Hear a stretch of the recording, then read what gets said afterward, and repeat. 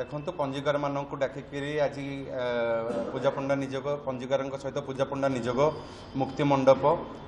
दैतापति निजोग नीति प्रशासक समस्ते बसिक आज एथर किंतु पांजिटा टे डेरी हो जाइए जेहेतु आमर परिक्रमा लोकार्पण थी मार्ग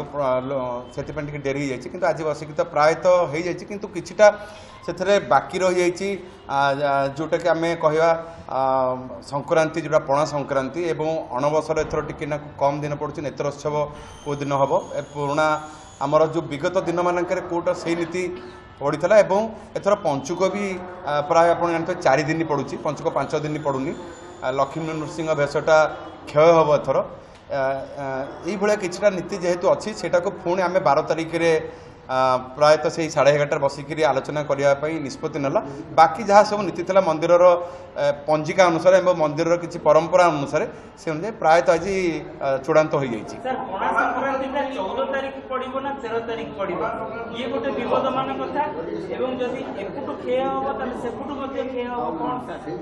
ना देखु जेहेतु आप लीप ईयर कहले कहतु ना गत वर्ष जो भाई आप मसे अधिमास पड़े से अनुसार देखो एथर जानुरी प्राय आपण मैंने जानी जानुरी 14 तारिख में पड़े पणा संक्रांति किंतु जिते अधिमास पड़ जाए से ये सॉरी मकर संक्रांति कथा कहूँ जानुरी 14 तारिख में मकर संक्रांति प्रायतः पड़ी था जो अधिमास हो जाए से गोटे दिन पड़ी था या पूर्व 3 वर्ष तले भी सेमती जानुरी 15 तारिख में पड़ी था से अनुसार पणा संक्रांति टाक एथर जेहेतु आमर बैठक में कथा उठी गणकर मानक आम खबर देवु मंदिर प्रशासन तरफ खबर दिज्व से गाणितिक जो प्रोसेसटा से प्रोसेसटा 12 तारिख रखा जाइए आमर से 11:30 बेले से दिन ही जिते बड़े से गाणितिक प्रोसेसटा आमको प्रतिपादन कर सारा पर आम 13 तारिख कि 14 तारिख से निष्पत्ति ग्रहण कर आपाततः प्रायतः स्थिर कर मुक्ति मंडप भी जहाँ स्थिर करते आम मैंने जहाँ देखते 14 तारिख अच्छी कि तथापि तापर आउ तर्जमा बाकी रही से दिन ही निष्पत्ति ग्रहण कर नहीं अणसर से संक्रांति रे अणसर कौन सामंजस्य ना आमर जेहेतु अणसरटा आपंकर प्राय 15 दिन रहे किंतु एथर जेहेतु क्षय पड़ुची तिथि क्षय पड़ुची सेटा को नवजौवन दर्शन नेत्रोत्सव कौ दिन हम सेटा फाइनाल कर दिन ही फाइनाल कर या पूर्व कौ मसीह आमर जो सुधांशु बाबू अच्छा कहुला जे जो मंदिर डेली पंजिका अच्छी से बाहर करी से देखिए देखी सारापर से दिन जहाँ निष्पत्ति ग्रहण कर जय जगन्नाथ देखु आज आगामी वर्षर पांजी विषय पुंखानुपुंख आलोचना करागला विशेषकर मंदिर में पालित होता पर्वपर्वाणी ताहा कौ दिन पालित हम सारा ओडिशार जनसाधारण मानकर सुविधापी आम नियमटी किछि वर्ष है करूँ अतीत भिन्न भिन्न पांजी भिन्न भिन्न तथ्य रोला जहाँफल कि साधारण लोक मैंने कौ दिन मंदिर में पालन करागला कौ दिन से पालन करें या भितर पार्थक्य रोला तो विगत किछि वर्ष समान मत आने यही पदक्षेप नि आज बैठक में प्रायतः वर्षकर विभिन्न मंदिर में पालित होता विभिन्न पर्वपर्वाणी दिन धार्य करते गुड़े जिनस टिके विवाद रहा जहाँकि आगामी 12 तारिख में ता बैठक करा स्थिरीकृत कर जो प्रथम टिके कंट्रोवर्सी थिला आपणकर आगामी पणा संक्रांति एवं सबुठारु गुरुत्वपूर्ण थिला अनबसर एवं रथयात्रा तो आमे जहाँ देखीचु विगत 20-25 वर्ष मध्य अणसर यही तिथि बा एतिक दिन अणसर केबे है नहीं तो जहाँ आम पाखक पुराणा रेफरेन्स आमको मिला 1971-1972 मसीह चलित आगामी वर्ष जो स्नान पूर्णिमा ठारू अनबसर एवं रथयात्रा जेतिक दिन रोचे 1971-1972 मसीह सामान दिन थिला तो से समय केमती नीति ठाकुरंकर होता अनबसर नीति केमिति होता गुप्त नीति भितर केमिति संपादित होता ठाकुरंकर नवजौवन केबे होता एवं श्रीगुंडिचा सेनापटा लगी केबे होता कौन समय होता एवं ठाकुर श्रीगुंडिचा दिन रथारूढ़ केतेबेले होते ये विषय आम टे पुराणा रेकर्ड पत्र खोजिला पर कौन करा जाय परिबो से विषय में आम आगामी 12 तारिख में आलोचना करके निष्पत्ति नबू ता सहित से चलित आगामी वर्ष जहाँ रथयात्रा पड़ा जाऊँ अनबसर से दिन 13 दिनिया अनबसर होता से 1959 मसीहा जहाँ आज आम काली किसी दिन है खोजुलु पुराणा दस्तावेज तो 1959 मसीह एक्जाक्टली यही तिथि पड़ता एवं से दुईटी जाक वर्ष को आम उदाहरण स्वरूप नबू एवं से समय ठाकुरंकर नीतिकांति केमिति होइतिला एवं केउ समय कौन होइतिला ताकू नजर में रखिकिना चलित वर्ष आम जो आगामी रथयात्रा हवा को जाऊँगी तार अनवसर एवं नेत्र उत्सव एवं रथयात्रार दिन निर्धारण करा एथर आम समस्ते शुणीचे जे कार्तिक मास जदि पंचुक 6 दिन हुए तेबे नागार्जुन भेष हुए किंतु 5 दिन पंचुक पड़े समस्त आम जानीचे निकट अतीत पंचुक 4 दिन पड़ना किंतु चलित 2024-25 कार्तिक मास 4 दिन पड़ुची तेणु गोटे भेष आमर ता देहरे जो हुए गोटे भेष ता देहरु खलर कर आशंका देखा जहाँ भी हो जहाँ किसी मत पार्थक्य 3-4 तिथि को लेकिन अच्छी ता गणक मान उपस्थिति रे एवं अन्य स्टेक होल्डर मान उपस्थिति रे आगामी 12 तारिख रे ताहा स्थिर करा जिवो एवं जनसाधारण मानकर अवगति निमंते सूचना प्रदान करा जिवो। नीतिकांति समन्वय विषय तो आज आम आलोचना हो जाए प्राय गोटे जोड़े जहाँ अच्छी से आमको 12 तारिख दिन जगन्नाथ नीति विषय आमको जनइबे आ बाकी रहा पणा संक्रांति से 12 तारिख दिन जो मैंने आमर किसी पत्र देते समस्त को से आसवे आमर भी गणना आसब समस्ते बसबू से तर्जमा नबू जोटा ठीक हम देखू ए पर्यंत तो 13 तारिख हाँ 13 तारिख पड़ापी अनेक जुक्ति आसूँ आम भी सोशल मीडिया देखुचु किंतु आम भी जिते दूर गणना करूँ से 14 तारिख आसूँ विभिन्न प्रकार तार प्रोसेस अच्छी जोटा आम सिद्धांत दर्पण अनुसार गणना होची से तो गोटे प्रकार केवल गणित करदे से गणना नुह गणित को प्रमाण करने को पड़ुची ता सहित सी किसी हिंट्स देते केतेक टेक्निक भी आम सिद्धांत दर्पण बही अच्छी जोटा कि आम व्यवहार करूँ देखुचु जस्ट आम खाली क्रॉस चेक करने से दृष्टि भी आम अनुभव करूँ गणनार भी आसी जाइए अप्रैल 14 तारिख दिन पणा संक्रांति में पड़ पार कि तथापि आम 12 तारिख दिन भल भाव आउ थे बस समस्ते बसबू समस्ते बसिक गणित मध्यम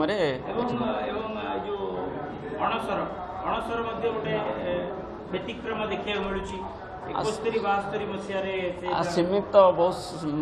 विलंब हो बहुत दीर्घ वर्ष बहुत जिनस अच्छी किसी बहुत वर्ष अंतर आसूची अणसर कथा से विषय सार आमर कहते से विषय भी किसी तर्जमा होती 13 दिनिया पक्ष पड़ जाए तो से सब विभ्राट बा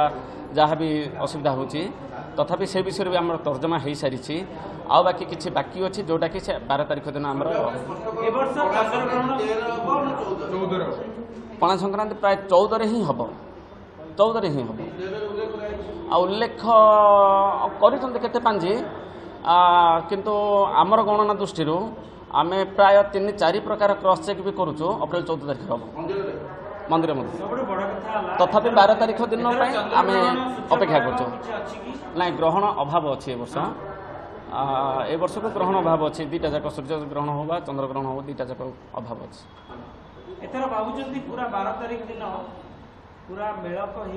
हाँ निश्चित रूप से समस्ते जब आम एकाकार हवा बसवा एकाठी भाव में खाली कहीदेवी बाहर रहीकि सेमती कले तो किसी हम ना प्राय समय सेमती ठीक नुह समस्ते बसवा गोटे जगह बसवा गोटे जगह कैलकुलेसन करवा तर्जमा करवा तापर जना पड़ के भिन्न भिन्न पांजी जदि सबु पांजी तो हम निश्चय ये आज आसते 4-5 जन पांजी प्रकार जब समस्त गोटे मत देवे ताले सब जगह गोटे हो पार जो आज जो आम आलोचना थिला प्रशासन को निर्देश क्रमे आज समस्ते ये उपस्थित थे पंजिका संपर्क आगामी 24-25 पंजिका संपर्क जगन्नाथंकर पर्वपर्वाणी नीति निर्धारण ये सब पुंखानुपुंख आलोचना होती गोटे कथा अच्छी जहाँकि पणा संक्रांति आगामी पणा संक्रांतिर जो द्वंद्व अप्रैल 13 तारिख कि 14 तारिख तापर आम जो पंजिकार माने गणना करूँ मुक्तिमंड पंडित सभा को जो 3टी पंजिका आसी राधारमण प्रेस पंजिका कोहिनूर प्रेस पंजिका और DN त्रिपाठी पंजिका ये 3टी पंजिका रे अप्रैल 14 तारिख आमर पणा संक्रांति रही निर्णय कराई अप्रैल 14 तारिख किंतु अन्य जो पंजिका माने 13 ତାରିଖ ବୋଲି ଦର୍ଶାଉଛନ୍ତି ସେ ସମ୍ପର୍କରେ ଗୋଟିଏ ଦ୍ୱନ୍ଦ୍ୱ ଯାହା ଆସିଛି ତାର ନିରାକରଣ ପାଇଁ ଆଗାମୀ 12 ତାରିଖକୁ ଧାର୍ଯ୍ୟ କରାହୋଇଛି। ଆଗାମୀ 12 ତାରିଖ ଦିନ ସେ ସମ୍ପର୍କରେ ଆଲୋଚନା ହେବ। ଯେଉଁ ଗଣିତ ଅନୁସାରେ 13 ତାରିଖ କିମ୍ବା 14 ତାରିଖ ଯାହା ନିଶ୍ଚିତ ହେବ ସେଇଟା ସମସ୍ତେ ମାନି ନେବେ। ସମସ୍ତଙ୍କ ସହଯୋଗରେ ନିଶ୍ଚିତ ତାହା ଗ୍ରହଣ କରାଯିବ। ଯେହେତୁ ଏହା ଗଣିତର କଥା ତେଣୁ ଗଣିତ ସଂକ୍ରାନ୍ତରେ ସେ 12 ତାରିଖ ଦିନ ଆଲୋଚନା ହେଲେ ମହାବିଷୁବ ପଣା ସଂକ୍ରାନ୍ତି ଫାଇନାଲ୍ ହେବ ଏବଂ ଅନ୍ୟାନ୍ୟ ପର୍ବପର୍ବାଣି ଯାହା ଜଗନ୍ନାଥଙ୍କର ଅଣସର କଥା ଆପଣ କହୁଥିଲେ, ଅଣସର ଯେହେତୁ 13 ଦିନିଆ ପକ୍ଷ ତେଣୁ ତା'ର ପ୍ରମାଣ ଉପଯୁକ୍ତ ପ୍ରମାଣ ଅନୁସାରେ ନେତ୍ରୋତ୍ସବ, ଶୋଭାଯାତ୍ରା, ଶ୍ରୀଗୁଣ୍ଡିଚା ଏ ମଧ୍ୟ ଆମର ଆଜି ଆଲୋଚନା ହୋଇଗଲା। ଆଉ କେତୋଟି ଯାହା ରହିଛି ତାହା ମଧ୍ୟ ସେ 12 ତାରିଖ ଦିନ ଯେଉଁ ଗୋଟିଏ ଦୁଇଟି ପର୍ବ ରହିଛି ତାହା ଫାଇନାଲ୍ କରାଯିବ। ତେଣୁ ଭାବୁଛି ଜନସାଧାରଣଙ୍କ ହିତ ଦୃଷ୍ଟିରୁ ପଞ୍ଜିକା ଯେଉଁ ଆମର ସମସ୍ତଙ୍କର ଉପଯୋଗୀ ହେଉଛି ତାହା ନିର୍ଭୁଲ ହେବ ଏବଂ 12 ତାରିଖ ଦିନ ଫାଇନାଲ୍ ହେବ ବୋଲି ଆଶା ରଖୁଛି। ବାଚସ୍ପତି ବୈକୁଣ୍ଠନାଥ ନାୟକ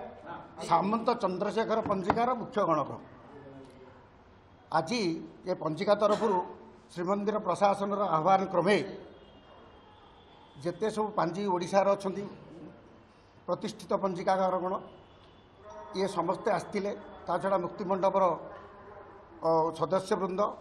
ଏବଂ ପ୍ରଶାସନିକ ଅଧିକାରୀ ଥିଲେ। ଏ ଆଜି ଜଗନ୍ନାଥଙ୍କ ପର୍ବପର୍ବାଣୀ ବିଷୟରେ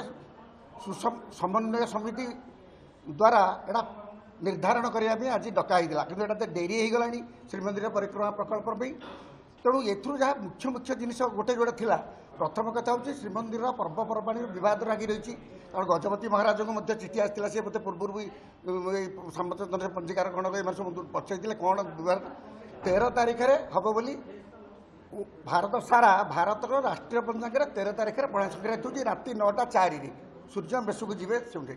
କିନ୍ତୁ ପଠାଣି ସାମନ୍ତଙ୍କର ଗୋଟେ ଅୟନାଂଶ ଅଛି, ସେଥିରେ ତଫାତ ହେଉଛି ପ୍ରାୟ 8 ଘଣ୍ଟା ତଫାତ ହେବ ତାଙ୍କର ଗୋଟେ ଗଲେ। ତେଣୁ 9:04 ମାନେ 8 ଘଣ୍ଟା ମାନେ 5:04 ରଫଲି 4:55 ସୂର୍ଯ୍ୟୋଦୟ ପୂର୍ବରୁ ମାନେ 14/4 ସୂର୍ଯ୍ୟୋଦୟ ପୂର୍ବରୁ ପଣା ସଂକ୍ରାନ୍ତି ହେଉଛି। ପଠାଣି ସାମନ୍ତ କହୁଛନ୍ତି ଯେଉଁ ଦିନ ସଂକ୍ରାନ୍ତି ହେବ ସକାଳୁ ପାହାନ୍ତିଆ ଭିତରେ ସୂର୍ଯ୍ୟୋଦୟ ସେଇଦିନ ହିଁ ସଂକ୍ରାନ୍ତି ପାଳନ ହେବ, ପୁଣ୍ୟକାଳ ଅଲଗା।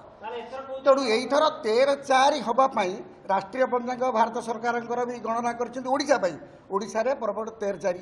ସାମନ୍ତ ଚନ୍ଦ୍ରଶେଖର ପଞ୍ଜିକା ଯେଉଁଟା ଆପଣଙ୍କୁ ମୁଁ ଦେଖେଇଲି ସିଏ ଗଣନା କରି ବାହାର କରିଦେଇଛନ୍ତି ଯେ 13/4। ଭାଗ୍ୟଜ୍ୟୋତି ପରମେଶ୍ୱରୀ ପଞ୍ଜିକା ସିଏ 13/4। ବିରଜା ପଞ୍ଜିକା ରାଧାରମଣ ସେ ବି ସେ ଯାହା ଲେଖୁଛନ୍ତି ସିଏ ବି 13/4 ପଣା ସଂକ୍ରାନ୍ତି। ଆଉ ସାରଳା ପଞ୍ଜିକା 13/4। ଯେତିକ ତାକୁ ଆଧୁନିକ ଗଣନାକୁ ଫଲୋ କରୁଛନ୍ତି ସେମାନେ ସମସ୍ତେ 13/4 କରିଛନ୍ତି। କିନ୍ତୁ ଆମର ଯେଉଁ 3ଟା ପୂର୍ବରୁ କହିଲେ 3ଟା ଯେଉଁ ପ୍ରତିଷ୍ଠିତ ପାଞ୍ଜି ରାଧାବରଣ ପାଞ୍ଜି ବା ଇଏ ସିଏ 14/4 କି ଦେଖେଇଛନ୍ତି।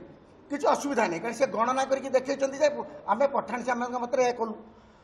ତେଣୁ ଏଇ ଭାଗ୍ୟଜ୍ୟୋତି ପାଞ୍ଜିର ଯିଏ ଗଣକ ସିଏ ପ୍ରଶାସନକୁ ଲେଖିକି ଦେଇଛନ୍ତି, ସେ ହିସାବ କରିଦେଇକି କେମିତି 13/4ରେ 13/4ରେ ଆପଣମାନେ ଯଦି ନେଇଯିବେ ଗୋଟେ କପି ବି ନେଇପାରନ୍ତି। 13/4ରେ କେମିତି ସିଦ୍ଧାନ୍ତ ଦର୍ପଣ ମତେ ଗଣନା ହେଉଛି, ଆପଣ ଯଦି ହେବ ଏଇଟା ନେଇକି ନେଇପାରିବେ ରଖିପାରିବେ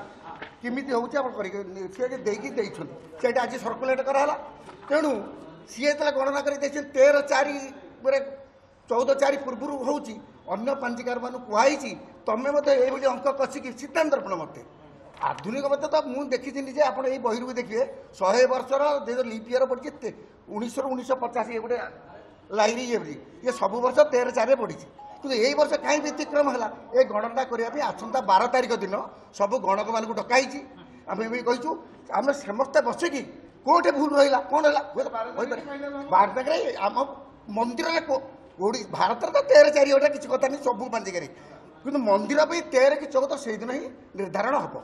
ଆଉ ଆପଣଙ୍କ ଯେଉଁ ଗୋଟିଏ କହିଲେ ଆପଣମାନେ ଯେଉଁ ସାର୍ମାନେ କହିଲେ ଆଗରୁ ସେଇ ନୀତି ବିଷୟରେ କହିବା କଥା ନୁହଁ, କିନ୍ତୁ ମୁଁ ଗୋଟିଏ ଶାସ୍ତ୍ର ଅନୁଯାୟୀ କହେ ଯେ ଯେଉଁ ବର୍ଷ 13 ଦିନିଆ ତ୍ରୟୋଦଶ ଦିନାତ୍ମକ ହେବ, ଯେଉଁ ବର୍ଷ 13 ଦିନିଆ ପକ୍ଷ ପଡ଼ିଯିବ ମହାପ୍ରଭୁ କ'ଣ ହେବ ଆପଣ ଦେଖିବେ ମାନେ ଅଣସରଟା ଆରମ୍ଭ ହୁଏ ଦେବସ୍ନାନ ପୂର୍ଣ୍ଣିମା ଦିନ। ଯେଉଁ ଦିନ ଦେବସ୍ନାନ ପୂର୍ଣ୍ଣିମା ହେବ ମହାପ୍ରଭୁ ଗାଧେଇକି ଶୋଇଲା ମାନେ ସେଦିନ 1 ଦିନ ଧରା ହେବ।